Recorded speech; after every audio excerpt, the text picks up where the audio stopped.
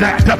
And so if I am so focused on staying on the line, I can't fulfill my assignment. But my God is big enough to handle my fault, my strokes, grubs, my mess ups, because he's already prepared for what I might do. He knows what I'm going to do before I do it, and he already made preparation for me before I get there.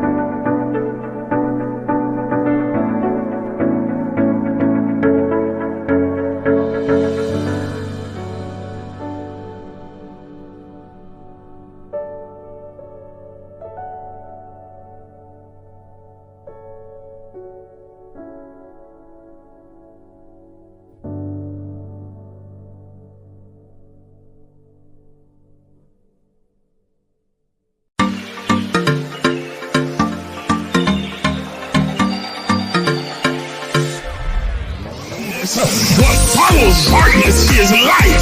That darkness is the indicator that light is getting ready to shine. So there it is in Genesis, when darkness was upon the face of the deep, and God in the spirit form moved upon the face of the waters, and then God said, let there be. Because darkness precedes the light. Are you understanding what I'm saying? But he needs the darkness there so that God can move upon the face of the deep, so that the shift can take place.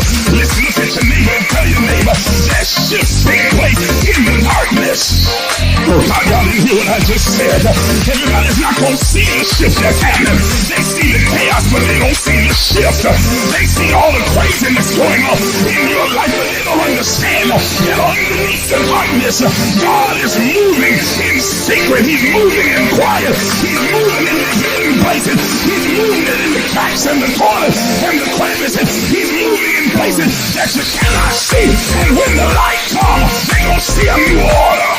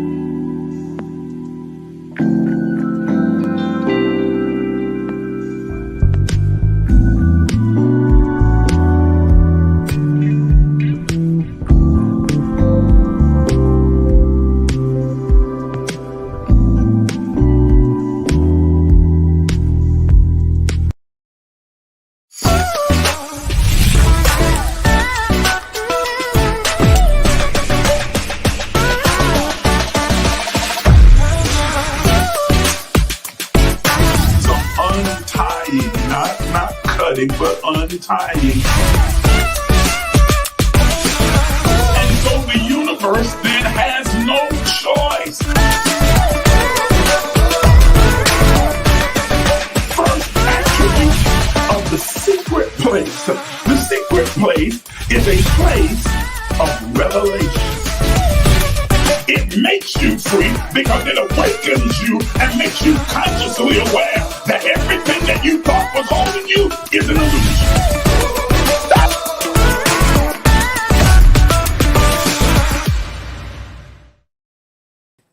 Good morning, precious people. Welcome to the Emerge movement. I'm your host, Isaac Miles. I'm so glad that you have chosen to spend a little time with me in conscious conversation early this morning. I am so glad that you are here. I want to give a little more time for a few more people to jump on. Today's topic is your answer is the answer. I have an important question I want to ask you, one that I think your answer to, or I don't think, I know, but your answer to will set the course for your experience in this three-dimensional realm that we call Earth, how you experience it, how you feel it, what it will look like, what your answer is. And so it's an important discussion to have, and I am so glad that you decided to be a part of the conversation. As always, make sure that you tag and share this particular broadcast, this video on your page. Tag as many people as you possibly can. Share it on your page so that others can be alerted that we are over here having conscious conversation. And let's have a good, robust, involved and evolved conversation as we move forward this morning. So I want to give a little time for people to come on. Thank you, Toya. I want to acknowledge Toya this morning. I'll leave a little more time for others to get on before I say that. There's only about four of us on here right now. 5, 6, 7. Okay, the number's starting to go up now. People starting to wake up and come on. So I'm just giving it a little bit of time. So those who would like to can come.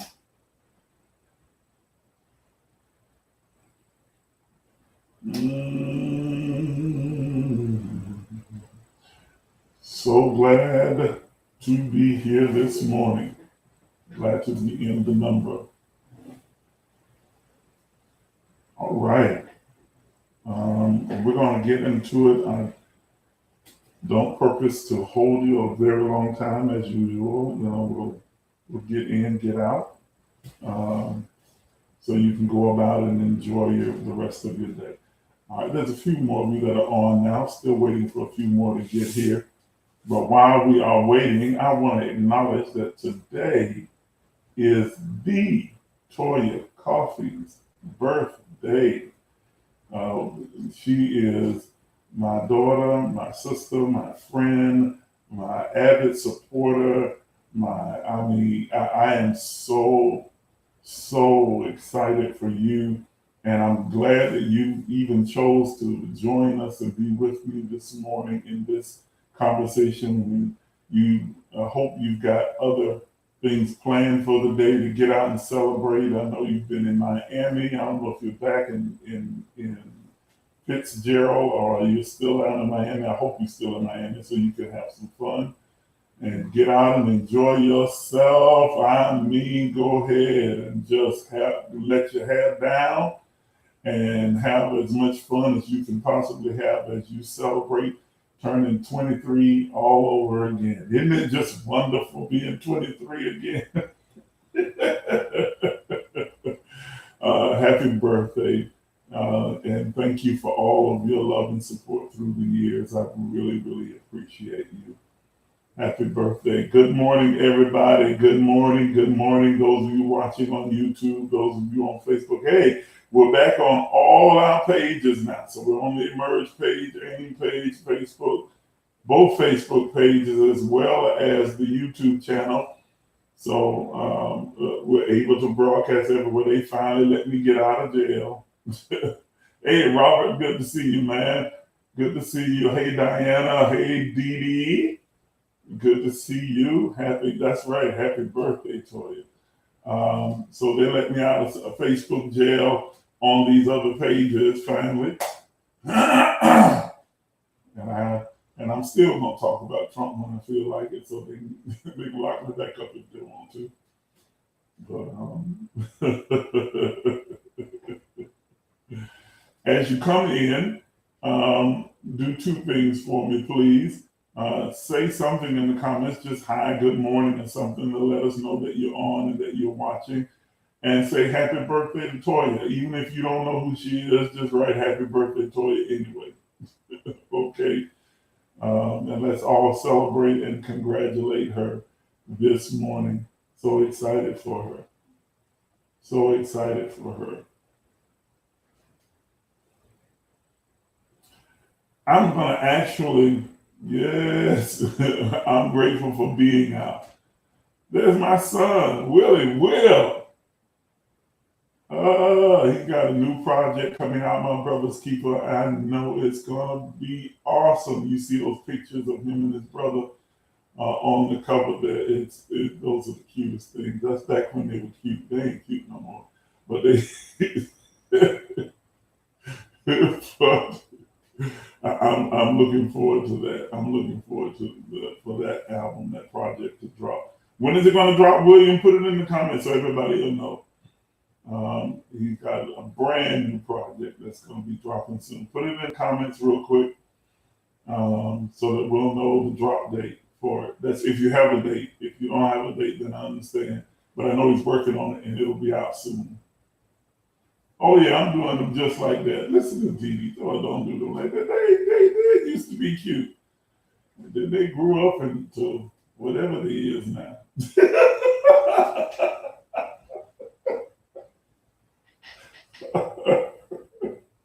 Let me hush because they look like me, so no, they're handsome. Shoot. So yeah, they're absolutely handsome. Absolutely handsome. Okay.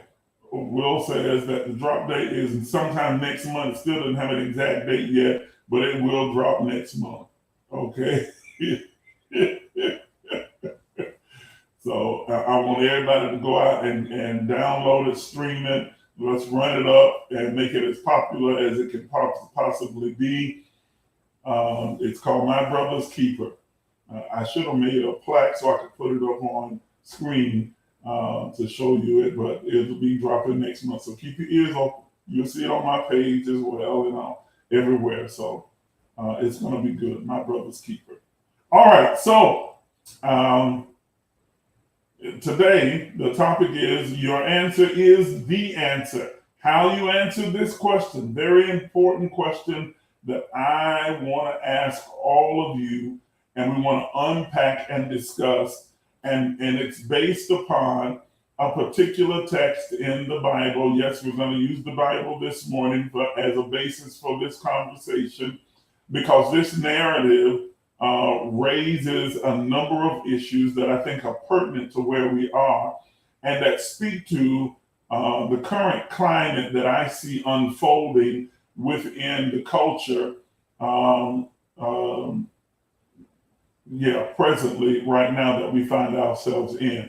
I'm going to just read the text through. You don't have to turn there. You can read later on if you like. Or you can turn in and read along with me if you want to, John chapter 5.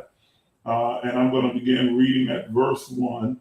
And then it'll come down to the question. And then we'll start unpacking from there. All right, are you ready? Here we go. After this, and we're not going to talk about what the this is. This is after some other events have taken place, after Jesus purportedly has come down from the mountain and gone into the temple, opened up the book and said that the Spirit of God is upon me, for he's anointed me, and so on, and gives us the purpose of the church, of the purpose of his coming, the purpose of those who are followers of God. He says, after this, there was a feast of the Jews, probably the Feast of Purim, which is a 2-day feast. According to the time calendar of this particular text, it would have been a 2-day feast that happened in Jerusalem, where all the Jews were required to come back into town for this celebration. And they would travel from thousands of miles around on foot to come to this celebration. And they would have to go in and out of Jerusalem in order to have this celebration. So it's kind of like a convocation, a convention, or a conference that they would have every year, Feast of Purim. there was a feast of the Jews, and Jesus went up to Jerusalem. So Jesus observed the feast. He and the disciples observed this particular feast. They were going to the conference or the convocation or the convention. Now there was by the sheep market, and there were several markets all around the city. Remember that these cities during the time were walled in. They were large fortified places that had huge walls and gates around them. And each one of the gates had different names or signifiers for them for the market that would take place in those places. So there was commerce always taking place around the convention. Isn't that interesting that even to this day, when they have conferences and conventions, they set up booths all around it because it was more about commerce than it was about celebration. But that's a whole nother conversation. There was commerce taking place, business happening.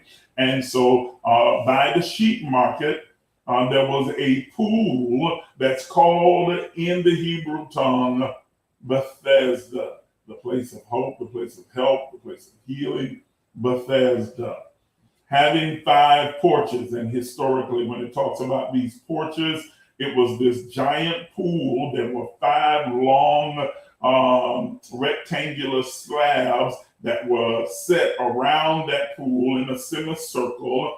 But ladies and gentlemen, it wasn't just on one level. It was 5 stories high, 5 levels high. So there were 5 platforms in a semicircle around this pool going up 5 stories. So 5, 10, 15, 20, 25. 25 platforms, huge platforms. So you could fit a number of people on each of these platforms. So there were 5 platforms or 5 porches that surrounded this particular pool. And in these, that is, in these porches, on these porches, lay a great multitude of impotent folk. Pay attention to that word. They were impotent. We know that word means that you have lost your power to produce. When someone is impotent, they have lost their reproductive power. They have lost their productive. They're not able to produce. Okay? It's not just a matter of them having their sexual organs being limp, but that they were unable to produce. They were unable to reproduce. They were impotent. Watch this. They weren't able to rise to the occasion. One of the reasons that Jesus is telling the man to rise. Okay, never mind. Anyway, but they were unable to rise to the occasion. They were impotent. Okay, there lay a great multitude of impotent folk, he says, and then he describes their conditions. They were blind. They could not see. They had no vision. They didn't have a view of their future, their life. There were some who were blind. There were some who were halt. That is, they were crippled. They had no motion. They weren't able to get up and move on their own and go in the direction that they chose. Someone would have to carry them, like the gentleman who they would sit at the gate called Beautiful. They were withered. Okay, this was a different type of debilitating disease that would cause their hands to wither up. We've seen people like that, deformed. So they were blind, couldn't see, they were halt, they were crippled, and they were withered. They were deformed. Ooh. So they were without vision. Did you get this? Come on, y'all, stay with me. They were without vision. They were without mobility, and they were deformed. Without vision, without mobility, and they were deformed. Did you catch what I just said? How many people have found themselves in a position where you are either blind, you have no vision for your life, you don't really know where you're going, you have no real direction, you don't know what it is that you really want to do, you're just kind of meandering through life taking it as it comes, living from second to second, from moment to moment, experiencing life and letting it happen to you instead of recognizing that it's happening for you. You walk with the mindset of being a victim.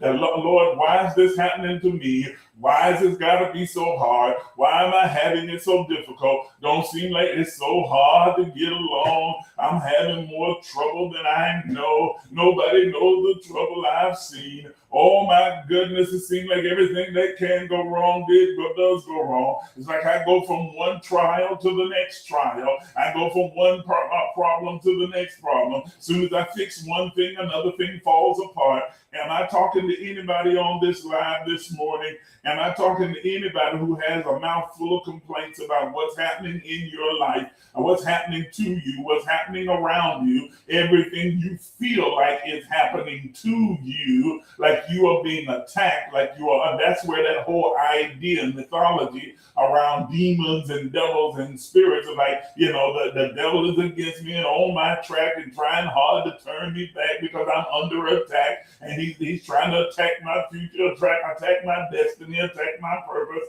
None of that is true. It's a victimology mentality. You are in a position where you are blind. You have no vision. You have no focus. You have nothing that you are absolutely working toward. Oh, I'm not talking about fleeting vision where you get little spatterings of sight. You have blind where you will see something and say, that's what I want. And you pursue it for a moment. And then as soon as it gets difficult and as soon as it gets hard and as soon as there are challenges, you give up, you start whining, you start complaining, and you start coming up with reasons not to pursue it, and you start telling yourself, well, maybe this really isn't for me, maybe I'm not supposed to do this, maybe it's really not what my destiny is, maybe I missed it, maybe I missed God, maybe I misunderstood, and so you start questioning what you're seeing, and instead of actually seeing the vision, you see men as trees. Lord have mercy. Yes, you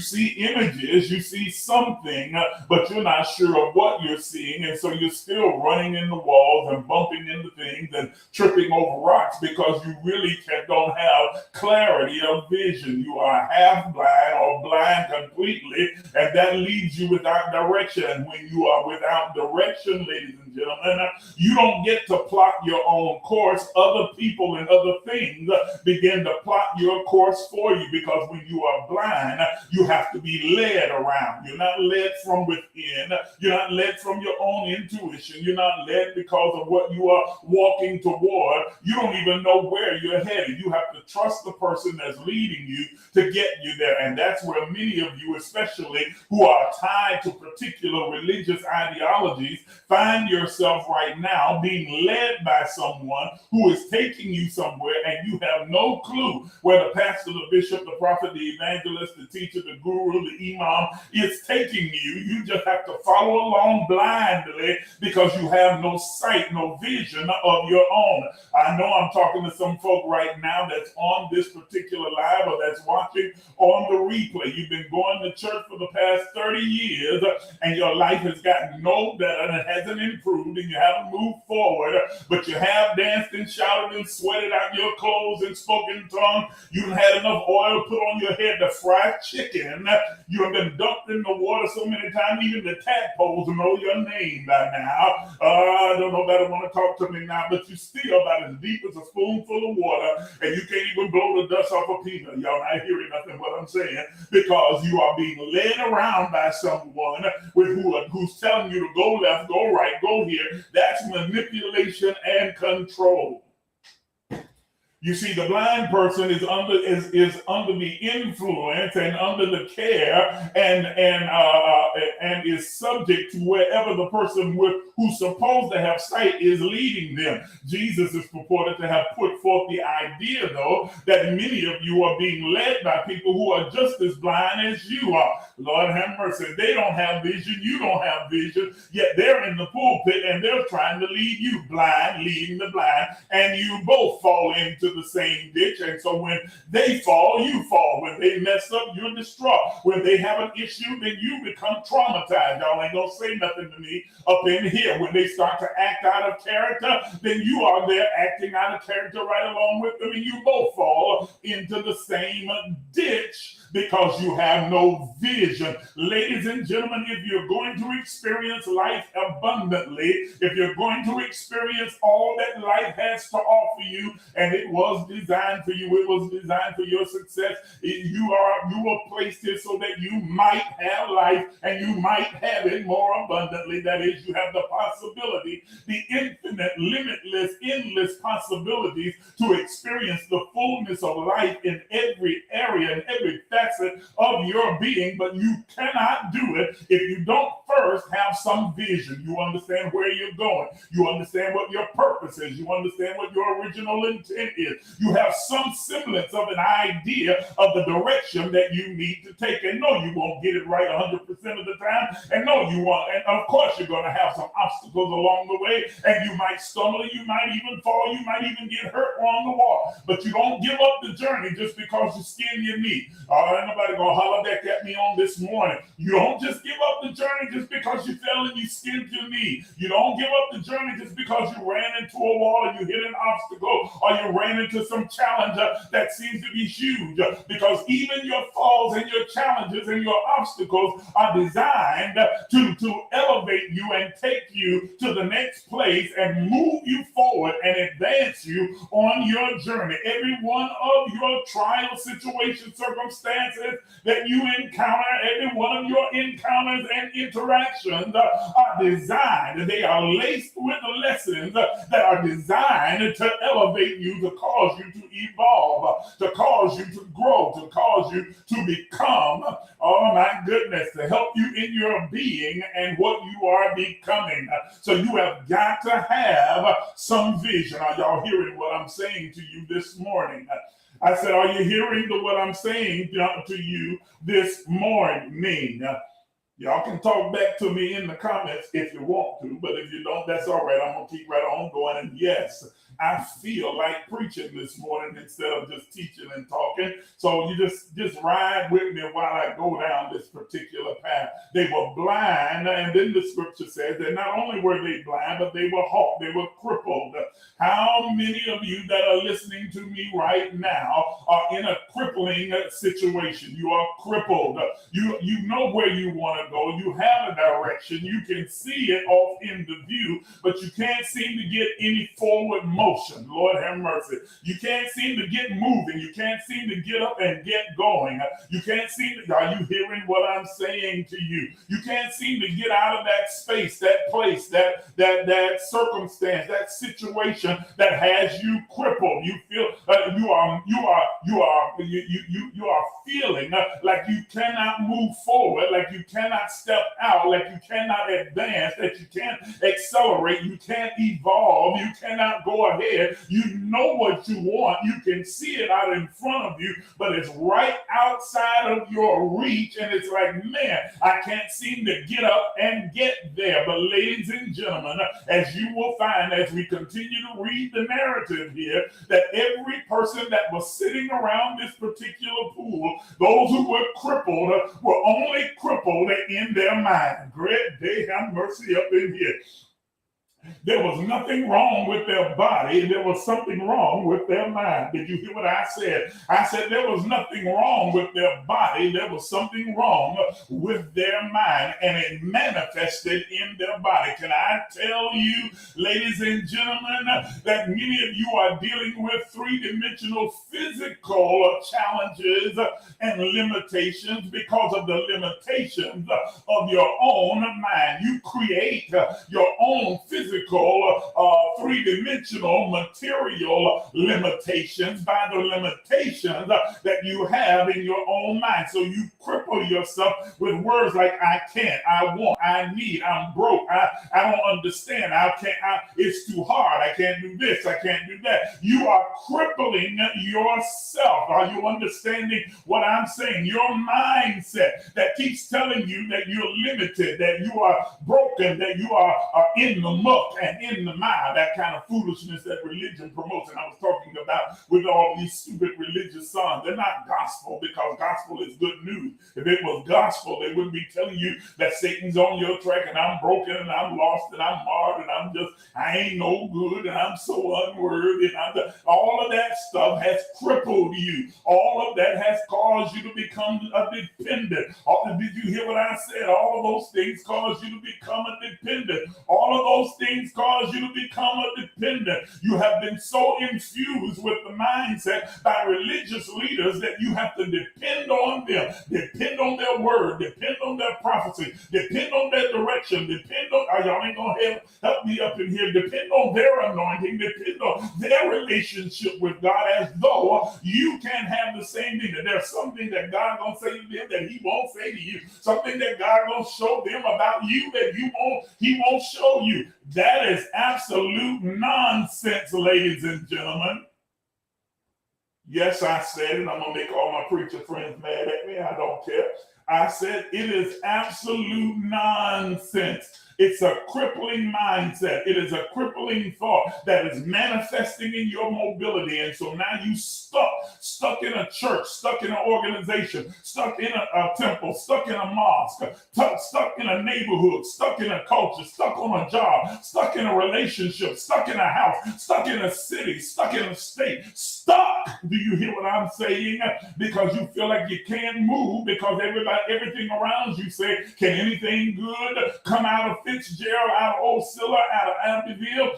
Can anything good come out of North Carolina? Can anything good come out of New York or DC? Can anything good come out of the neighborhood that you came out? Can anything good come out of your family? You look at our family, all of our families been thugs. All of us have gone to jail. Ain't none of us got a college degree. Can anything good? And so you cripple yourself. You have a crippling mindset. And so every time something gets hard, every time there's a challenge, every time things get difficult, you just give up, because you have been taught and you have done, in many cases, adapted the idea hard means impossible. It does not. Let me say it again. Hard does not mean impossible. Hard does not mean impossible. Let me say it again. Hard does not mean impossible. I'll say it one more time for those of you who are sitting in the back and those who are watching the video right now who won't click on it, but you're just listening with the sound on because you're a Nicodemus, because you're scared that people are going to see you on this live with this crazy preacher. Hard does not mean impossible.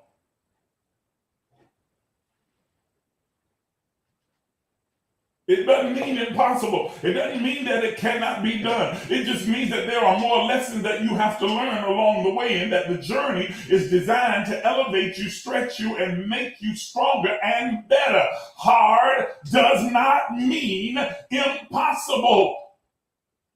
And so if you're ever going to get free from these crippling, debilitating things that are holding you in one place, you have got to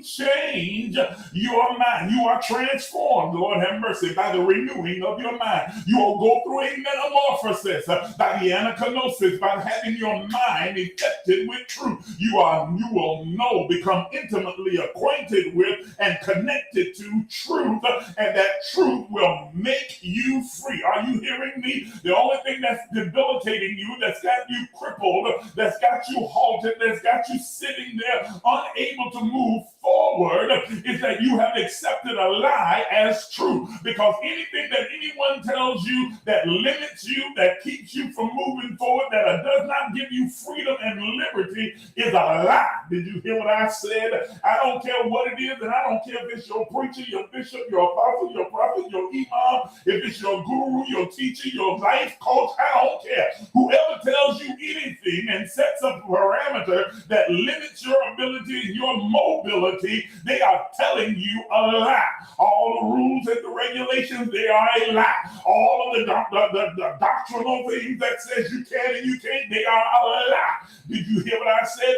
Everything is lawful to you. Everything is lawful to you. They may not all be for you. That is to say, they're not expedient. They don't necessarily align with where you're going and the vision that you have for your life. But it's not that you don't do it, not because you can't, but because you choose not to, because it's not for me. It's not that I can't do it. I can if I want to. And God ain't mad, and y'all ain't hearing what I'm saying. God's not against me. God's not upset. God's not disappointed. God's not let down. And God's not affected by any of it. The only one that's affected by it is me. I get to choose whether or not I want to experience this or not. And I choose to have the experiences in my life that align themselves with what it is that I desire, what my goal is, what my vision is. I choose to have those experiences that empower me, that push me forward. I refuse to be crippled. Crippled by what your mama said, by what your granddaddy said, by what your auntie them said, by what your friends said, by what your culture has taught you, your environment has taught you, your religion has taught you. Crippled because nobody in our family ever went to college and got their degree. Crippled because nobody in our family has ever had a business. Crippled because you know black folk got it so hard here, white man won't let you get up. Crippled. And that's all taking place right up here, manifesting in your three-dimensional world. You don't have it as hard as you say you think you have. Are you hearing what I'm saying? God have mercy. Most of your troubles, your prayers, your situation, your circumstances, your hardship are an illusion. It's a delusion that you created within your own mind, and that delusion became an illusion. That delusion, that is a malformed, maladaptive thought, created an illusion, that is a three-dimensional representation of what you have been thinking. And so you are living in an illusionary world right now, and you are crippled only because you're crippled in your mind. Your legs still work, your knees still work, you got strength in your ankle bones. You could get up and walk if somebody told you that there was nothing wrong with you, but you don't believe it.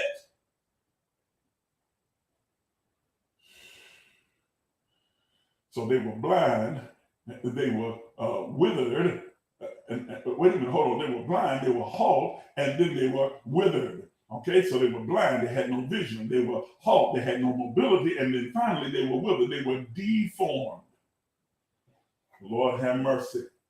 And I'm talking to some of you that are sitting here that have been sitting around a particular pool, sitting in the same neighborhood, sitting in the same situation, sitting in the same circumstance, sitting in the same relationship, sitting in the same environment, sitting in the same city, sitting in the same church, sitting in the same relationship, sitting at the same job, sitting there for all your life, not getting any better, not getting any stronger, not moving anywhere forward. Why? Because you have been deformed.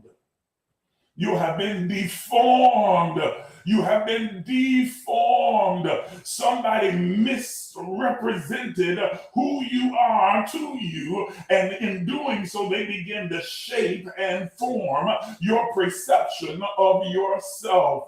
And so you think you have low self-esteem. You tell yourself that you ain't nothing, and I ain't nobody, and I'm weak, and I can't do this, and I don't know how to do that, and I'm not smart enough, and I'm not talented enough, and I can't learn that, and I can't become this.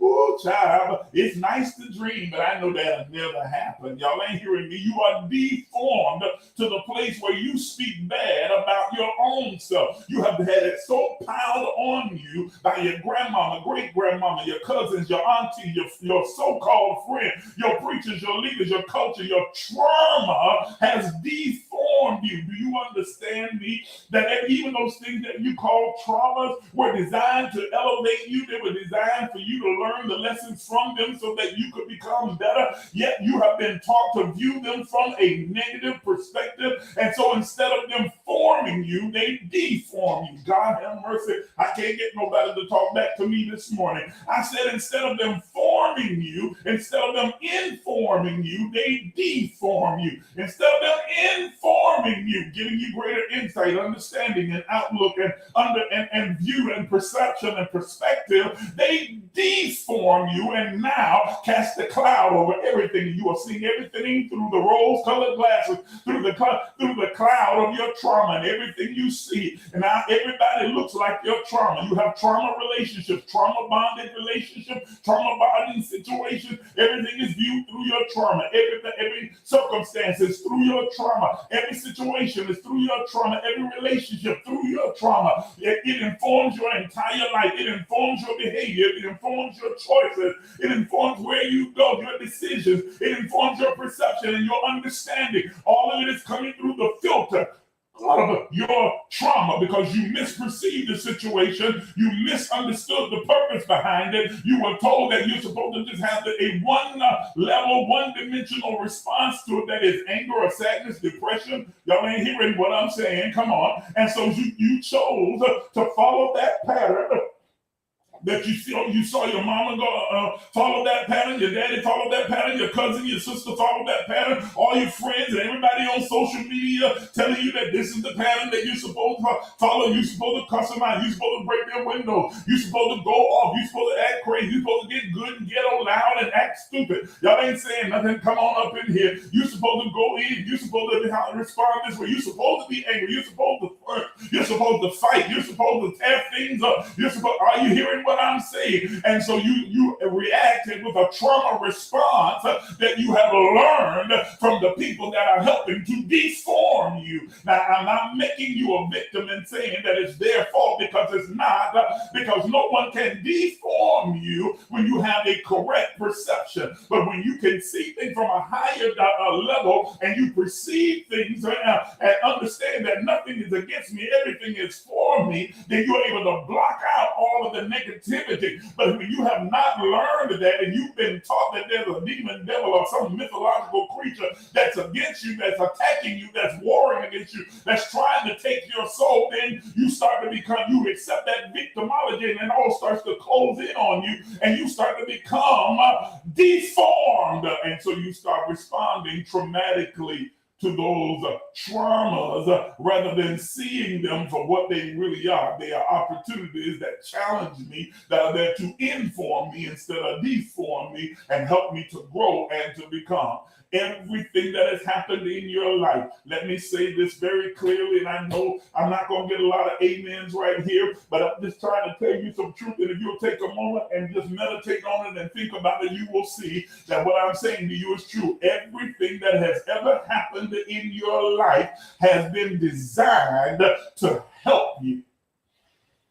Oh, but Pastor, wait a minute, Miles, you don't understand. Isaac, I can't believe you said that to me, because I've had some really crazy, traumatic, painful, and hurtful things happen. It was designed to help you. As long as you view them as negative, then you will always draw the trauma response from them. But the moment that you will take in hindsight, go back and look at it from a higher perspective, you will see that there were lessons that were laced in every situation, circumstance, and encounter that was there to help elevate you, and that if you would take a moment to view the lesson, then you will begin to thank God for your scars and for your hurts and for your hang-ups and for your encounters that seem to be negative at the moment. But now in hindsight, you can see that if it hadn't been for this, then I wouldn't be here. If it hadn't been for that, then I wouldn't have learned this. And if it hadn't happened, this hadn't happened, then I would have never come to this place. Are you understanding that they were designed to enhance me? All of the universe is conspiring together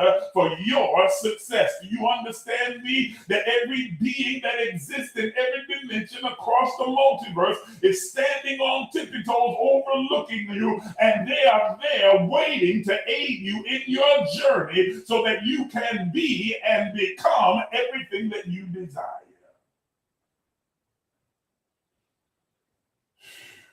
I'm running out of time. Let me hurry up. And so the text says that they were, listen to what he says again, they were blind, they were halt, and they were withered, and they were waiting. Wait a minute. They were blind, they were halt, and they were withered, and they were waiting. I said they were blind, had no vision, they were halt, no mobility, they were withered, they were deformed, and then they were what? Waiting. Can I ask you, what the hell are you waiting on? I meant to say it just like I said. What the hell are you waiting on? What are you waiting until you get enough money? You waiting until you get a little healthier? You're waiting until you meet the right person? You're waiting, you're waiting, you're waiting, you're waiting. What are you waiting on? What are you waiting for to happen? What are you waiting to see happen, to unfold? Who are you waiting to meet? What are you waiting on? What are you waiting on? What's preventing you from taking a step forward and doing the things that you need to do? What are you waiting for? All the things that you think you're waiting for are artificial.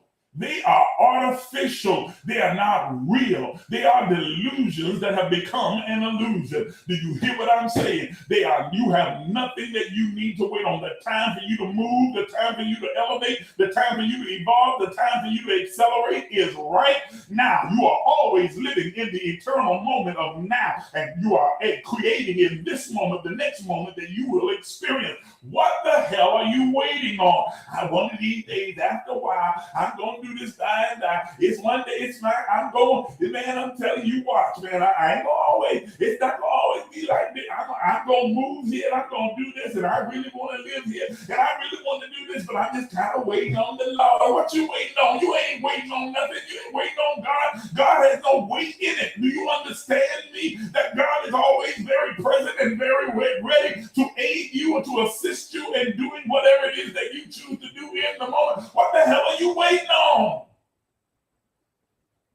Sitting there around that pool waiting on some outward sign, waiting on some outward manifestation. That's what they were waiting on. They were waiting for the troubling of the water, because every year at a certain season, an angel will come down and trouble the water. That was a mythology. And whoever got into the water first will be made here whole. But man, listen, if that were true, and we know that it wasn't true, because if that was true, then there wouldn't be that many people that were sitting around the pool on all of those 5 levels. Are you hearing what I'm saying? And not only that, if that were true, and I've said this before, man, if I knew for a fact that every year at a certain season that an angel was going to come down and trouble the water, and whoever got into the water first will be made whole of all of their sicknesses and diseases, there's no way in hell that I would have been laying on a platform around a pool. I would have been right down there by the edge of the water with my feet hanging and dangling over the edge, so that as soon as that water halfway got troubled, I would just plop right on it. I ain't need nobody to push me. I don't need nobody to help me. I don't need nobody to do nothing. I'm going to make sure that I'm the first one in the water. Do you understand me? And so some of you are waiting on a mythology. You're waiting on a pipe dream. You're waiting on the manifestation of something that some prophet told you, some apostle told you. Can I tell you that there is no abracadabra, there is no hocus pocus, there's no thus saith the Lord that's going to fix your life, that's going to turn things around for you. Every prophecy is contingent upon your actions and your choices and your decisions. And every person who does have a prophetic or a psychic gift they see one possibility of a multitude of possibilities that are available to you. You get to decide what your own outcome is going to be. And if you choose nothing, then you are choosing to experience chaos. Do you hear what I'm saying? You are sitting there waiting. You are sitting there waiting for some outward sign. Lord, if it's you, then let this happen. And Lord, if it's you, then let that. And Lord, Lord, show me a sign and send somebody to tell me, and tell 4 people that don't even know me, and give me confirmation. Lord, you are sitting around waiting, and you are doing so foolishly. What the hell are you waiting on? What you waiting on? New year, new me. Why you got to wait till the new year? It can be a new year, new day, new moment. The moment that you decide that you're going to do something different. You get to determine when your new year is going to be, when your new day is going to be, your new moment, your new leaf, your new whatever. What you waiting on? What you waiting on? Balloons to drop out of the sky? What you waiting on? Happy New Year? What you waiting on? Next birthday? Child, my next birthday? Oh, next year this time? Oh, next month? Oh, I know how. What you waiting on? What the hell are you waiting on? So they were blind. They had no vision. They were halt. They had no mobility. They were withered. They were deformed, and they were waiting. They were sitting there waiting. waiting, waiting, waiting for something to happen, waiting for a manifestation, waiting for something to unfold. And then all of a sudden, according to the narrative, out of nowhere, headed toward this convocation and heading toward this particular convention that would happen every single year. And ladies and gentlemen, there were the religious people, the very pious, astute religious people who were going, listen to me, that were going to this particular feast, Feast of Purim, and they would have to pass by this pool 2 times every year. Now, actually 4 times, because they would pass going into the city and pass going out, and then pass going in the second day and pass going out, and nobody had ever stopped to help them. Lord have mercy, Jesus. I said it that nobody, all these religious pious folk walked right by folk who were broken, that were hurting, and instead of them stopping to help, they were on their way to the meeting. They were on their way to church. They wanted to go get their dance on, get their praise on. How many times have you passed by people who were really in need because you wanted to get to the camp meeting, you wanted to get to the church meeting, you wanted to get to the conference, you were on your way to the convention with your nice dress and your big old hat and your beautiful suit and your $500 gator skins that you had on your feet. You were so decked out. You didn't have time to be stopping and dealing with nobody that was broken and nasty and filthy and hurting it out. Oh no, I'm gonna just keep right on going. I see the pool, but I'm going to church. I see the pool, but I gotta make it to the revival. I see it. I'm passing right by. I'm driving right by. It's sitting right outside of my church, right outside of my mosque, right outside of my temple, right outside of my sanctuary, right outside. Y'all ain't gonna start hollering back at me. Ain't gonna need y'all church folk getting mad at me now. Yeah, matter of fact, it's sitting right there in the hood. I'm right in the hood, and I'm passing right by the people that have the greatest need. And I'm going in here because I got to get my dance on, because the prophet's in town. And I know he got a word from the Lord for me. Oh, God have mercy. Ignorance and hypocrisy. Okay, never mind. That's a whole nother message. That's not my assignment this morning. Let me keep going. And it says that they were waiting because they were waiting. And so all of these people were going in and out. And in the midst of all of the crowd, here is, according to the narrative, Jesus comes along. And as he's passing by, he has a different response to the people that he sees at the pool. He doesn't just pass them by in his religious fervor to try and get to the convocation, the convention, or the conference. He stops. And then he fastens his attention on one particular man who had been there for 38 years. Listen to me. He stayed in one condition for 38 years. How long have you stayed in your condition? How long have you been complaining about the same thing? Maybe yours hasn't been 38 years. Maybe it's been 38 months, 38 days. Can I tell you that 38 minutes is too long? How long have you stayed in your condition? How long have you stayed in that mindset? How long have you embraced it? Hello? At some point, it becomes a choice. At some point, it becomes a choice for you to just stay there. Lord have mercy. And so the scripture says that according to the text, that Jesus happens upon him and he finds a man who had been sitting there in that condition for 38 years, and he fastens his attention on this one person. The narrative says, now there were multitudes of people there, but he fastens his attention on one person because the one person is representative of the many. Lord have mercy, good God. Okay, he is the representation of the many. He's the representation of all the other broken, halted, withered, and visionless, blind people that are waiting around the pool. And so he fastens his attention on him, and he asks this man one salient question that I am going to ask you. And I told you in the text, and I told you, those of you who are on the text message, and I told you in the description of this particular video, that your answer is the answer. How you answer this question will determine how you will experience your life moving forward. Here is the salient question he asked him. Do you want to be made whole?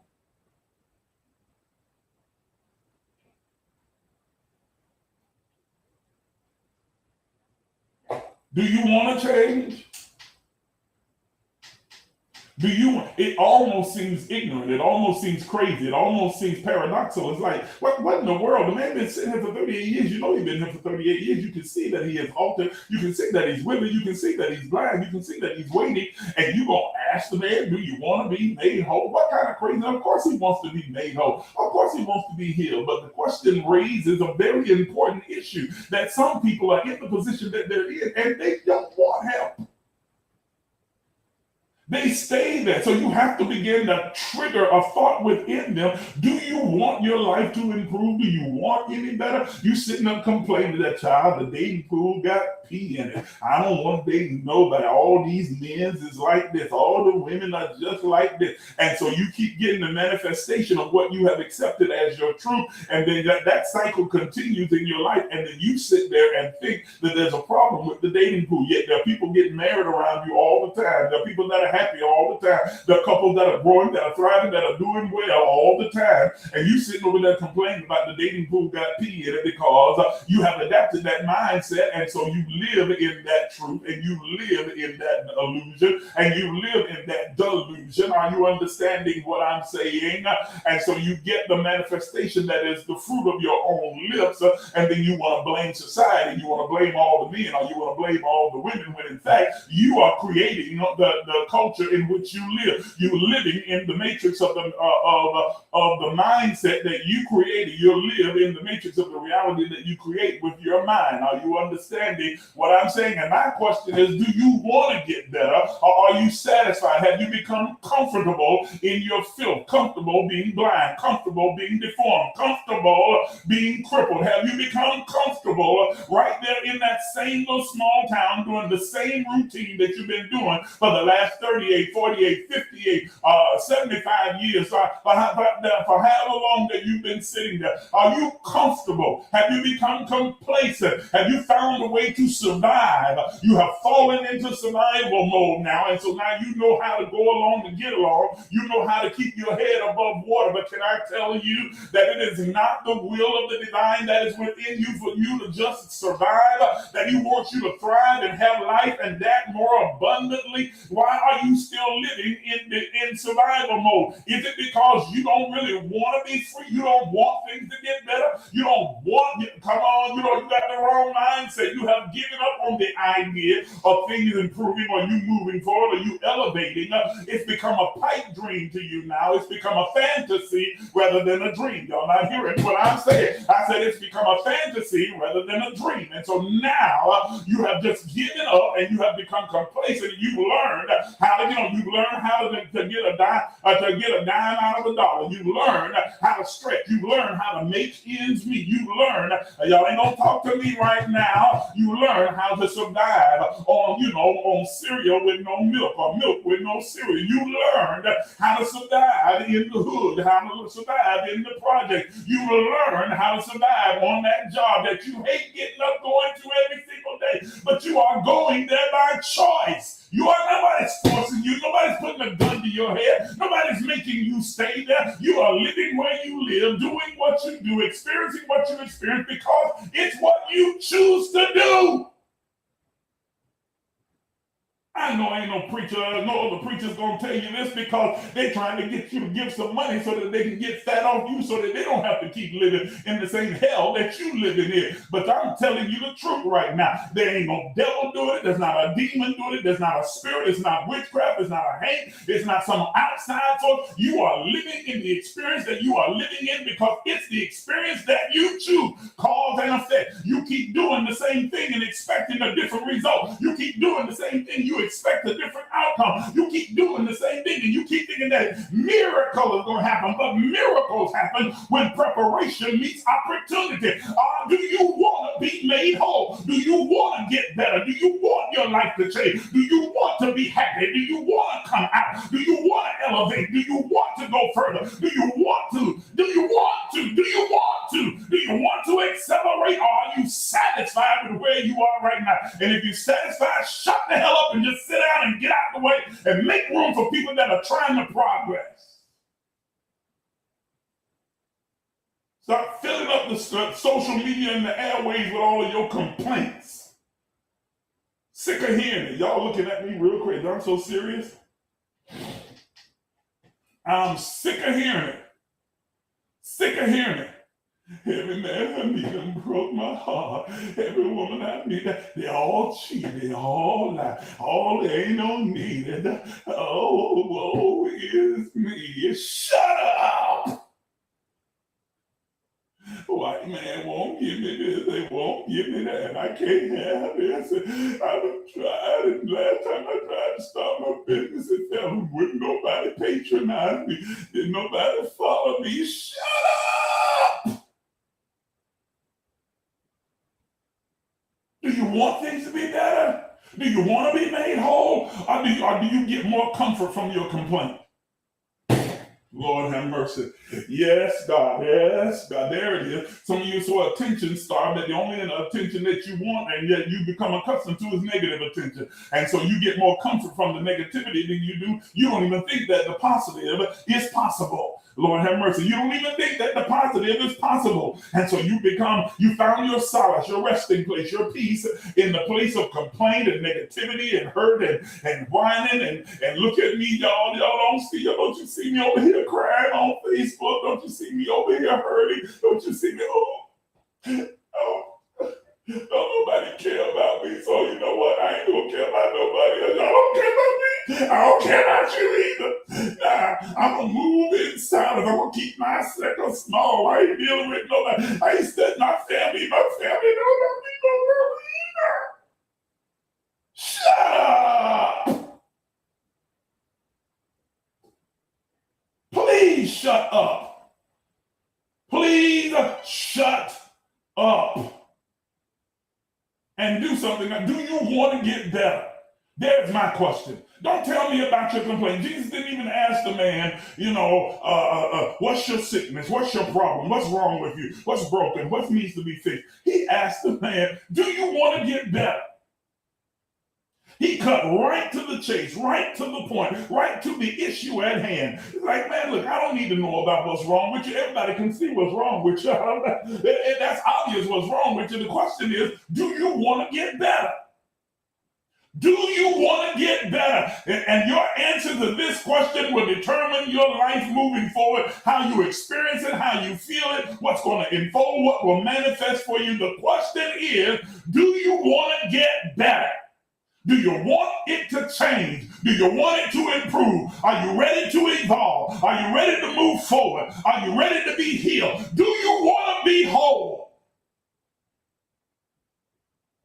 That's my question for every single one of you that's on this live, and those of you that are watching on the replay, and all my Nicodemuses that's got the sound on, but won't click on the particular live because you don't want your people to know that you're listening to me. Do you want to get better? Are you hearing me? Anybody can learn to cook. You can't cook because you don't want to get better. You understand what I'm saying? I'm using something very simple because I want you to elevate it up further, go up the chain. Anybody, let me talk to my preacher. Anybody can be a great preacher. You ain't no better because you don't want to get better. You think you the junk now. You think you all that in bag of chips because you can, yes, and folk holler and jump and fall out, and you got about 7 or 10 or 24 following you, and you think, oh man, I'm all that in the back, and you ain't no better. You just as dumb as a doorknob. Do you want to be better? Everybody that comes to the pool can see that you're broken. Everybody can see that you're blind. Everybody can see that you're halted. Everybody can see that you're withered. Everybody can see you're deformed. That's not the question. The question is not your deformity. The question is not your blindness. The question is not your immobility. The question is, do you want to get better? Do you want to succeed? Do you want to overcome? Do you want to elevate? Do you want to accelerate? Do you want to come out of what you are in? Or have you found solace being broken? Have you become the survivalist that go from one trauma to the next trauma, from one trial to the next trial, from one situation to the next situation, from one circumstance to the next circumstance? Have you become the survivalist? Do you want to be better? Here is the question. Please answer. Answer. And don't you give me some automatic robotic answer, oh, yes, I want to be better. Yeah, it's easy to do the call and response. Do you want to be better? Yeah. No, but do you really? Are you willing to put in the work, the time, the sweat, the effort? Are you willing to change your mindset, change your actions, change your location? Are you willing to do whatever is necessary to improve your life, even if it hurts, even if it means leaving some things and people behind, even if it means some challenges, even if it means that you can't see clearly everything as it's going to unfold when you move forward? Are you willing to do whatever it takes to be better, to overcome your idiosyncrasies and your insecurities and all of your, are you understanding? Are you willing to be better? Because there are avenues for advancement in whatever area it is that you are struggling with. There are avenues for advancement. There are opportunities for you to improve and to be better. And it's not going to come on a silver platter, and nobody's going to be able to impart it to you by slapping you on the head. You got to put in the work. You got to put in the sweat. You got to rise. You got to take up your bed, and you got to walk. Are you hearing what I'm saying? Jesus didn't pick the man up. He didn't grab him by his hand. He didn't drag him along. He didn't have one of the disciples pick him up and carry him. He simply spoke to the man and said, rise, take up your bed and walk. All of them were three things that he had to do. God, did you hear what I said? I said all of them were three things that he had to do. He had to rise, he had to take up the bed, and he had to walk. He had to take the initiative. He had to be the one to put the work in. He had to be the one to put the effort in. He had to be the one to make the movement. He had to be the one to believe that he could do what he had always been capable of doing because someone told him, you can't get up. And I'm here to tell you that you can do whatever it is that you choose to do if you just get up and go after it. Ain't nobody coming to give it to you. Ain't coming in no silver platter. Ain't there are no free lunches. Ain't nobody coming and putting something in your lap. If you want it, get your sorry tail up and go get it. Rise, take up your bed, and start walking. Are you hearing what I'm saying? I said, if you want it, you want the business, you want success, you want to be happy, you want the happy marriage, you want the happy family, you want to be healthy, then you got to do what's necessary to get there. Are you understanding what I'm saying to you? I can give you the insight, I can hand you the tool, but you got to do the work. Are you understanding what I'm saying to you? Huh? Are you just going to sit there? Rise, take up your bed, start walking. And that proved right at that moment that there was never anything wrong with the man physically. The only problem was in his head. Whew. Lord have mercy.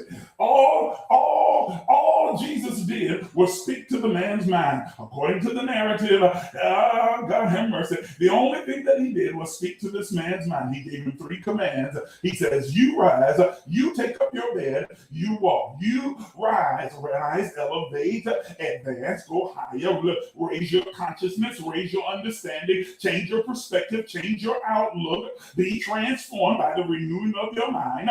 Take up your bed instead of the thing that's been carrying you. Now you take it and you carry it. Instead of it, you laying on it, let it lay on you. Are you understand? Change your position, get up and take that thing up and carry it on your shoulder and then begin to do. I'm not telling you to run right away. I'm not telling you to jog. I'm not even telling you to sprint. I just want you to start walking.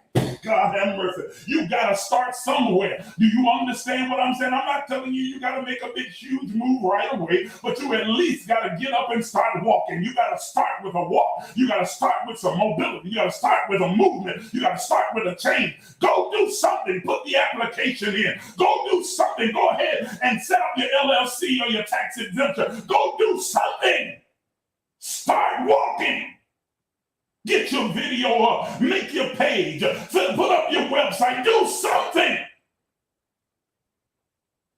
Huh?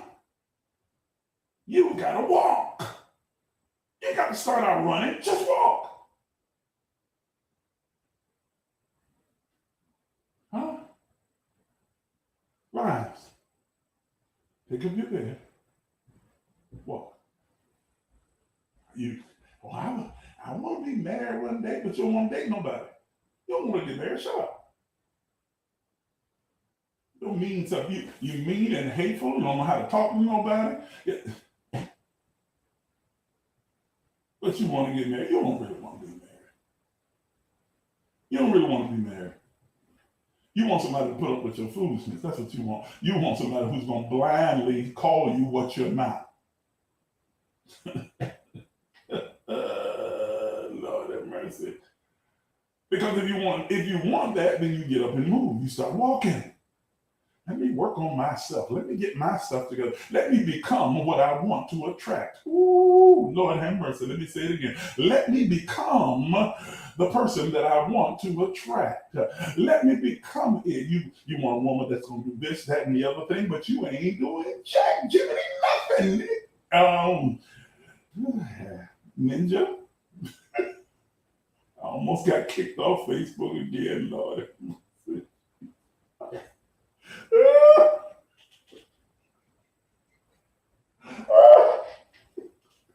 Almost got me. Ninja. You ain't doing nothing. Nothing to improve yourself, nothing to better yourself. You have not become what it is that you want to attract. You got to at least start walking. I want to be a great writer, but you won't even pick up a pen or a paper and start writing anything down. Write down your thoughts, write down what you're feeling, write down. You don't have to all make coherent sense getting started. Just start walking. We can come back in and start making it make sense later on. Just start writing. Set up a business. Start doing some research on Google if you have to figure out what I need to do to become an author. How do I publish a book? How do I set up this kind of business? How do I open a daycare? How do I become an electrician? How do I become a plumber? Start somewhere. You don't have to move tomorrow. Just start looking up places in the area where you want to go to. How do I move to this particular area? What's the cost of living there? What's the economy like there? What's the job market like there? What do I need to make? How do I do that? Start somewhere. Walk. Because if you start walking, eventually you'll be running.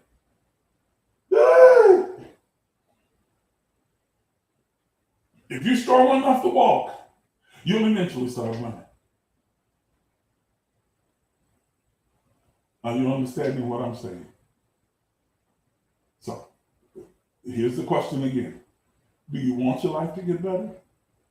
Do you want to be whole? Do you want to fix it? Or do you get more attention from being broken? Do you want to improve? Because Prince Charming ain't coming. There is no Cinderella in the castle. Jesus ain't gonna fix it. Oh, I know I just lost my church group right there. I said, Jesus ain't gonna fix it. Neither is Buddha or Muhammad or anybody else. It's on you to fix it. Jesus ain't gonna fix it. God ain't gonna fight your battle. The only fighting that's gotta be done is in you, through you, as you. That's how God fights. In you, through you, as you, with you. You're the only real enemy you have. Your enemy is inner me. And if I can change the inner me, all of my inner me's are scattered. There's the battle. That's the battleground right here, inside of you. You ain't fighting no battles out here. That's all imaginary. That's all perceived. Your only battleground is right inside you. That's a whole nother conversation. Maybe I'll deal with that in the next slide.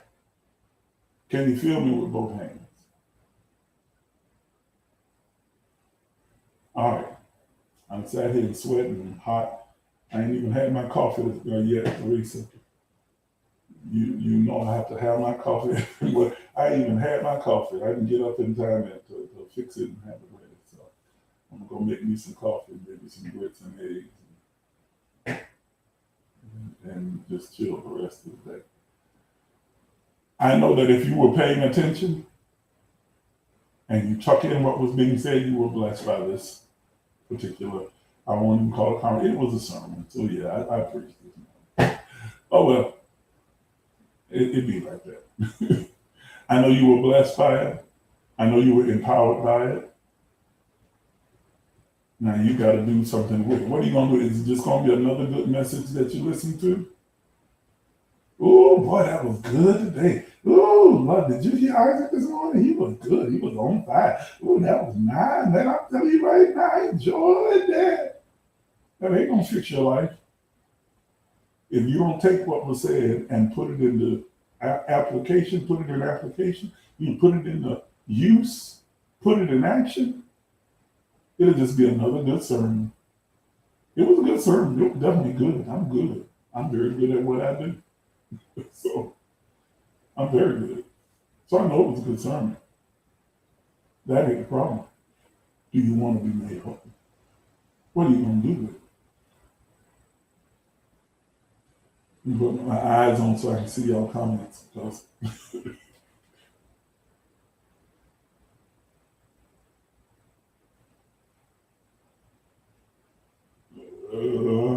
most of them are smaller, didn't you? Yeah.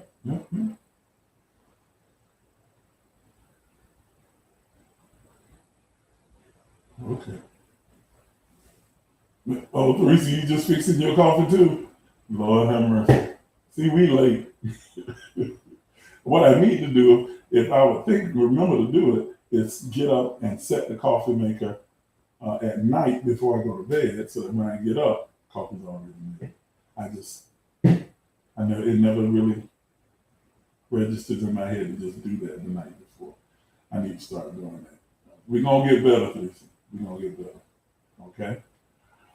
All right. As always, if you'd like to show your appreciation and you want to give a gift, you can do so using the information that you see on your screen right now. Whatever you decide to give is perfectly fine.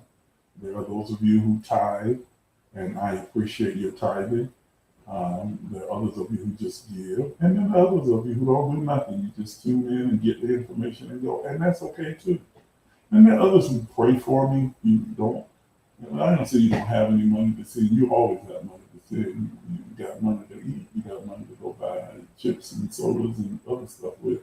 You just choose not to, and that's okay. Because I'm not here to get rich. I'm here to empower you, to enrich you. Okay? For those of you who would like to give, who want to support and want to show your appreciation, take your phone out, use one of the means that you see on your screen.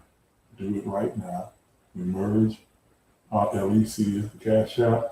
For Zelle, use the email that's there, ijmounts38@gmail.com. And I appreciate whatever you choose to give. Thank you so much for your support over these years. All right, it's been a great day, great morning. Now go out and make it a wonderful day. Do something today that is revolutionary. Do something that will challenge you, stretch you. Do something that supports your vision. And if you don't have a vision, develop one today. Start to write down where you want to go, where you want to be in 2 years, 5 years, 10 years. And then sit down and map out a strategy to get there. Okay? I love each and every one of you. Thank you for tuning in. I'll see you back here on Thursday at 7:30 p.m. Have a wonderful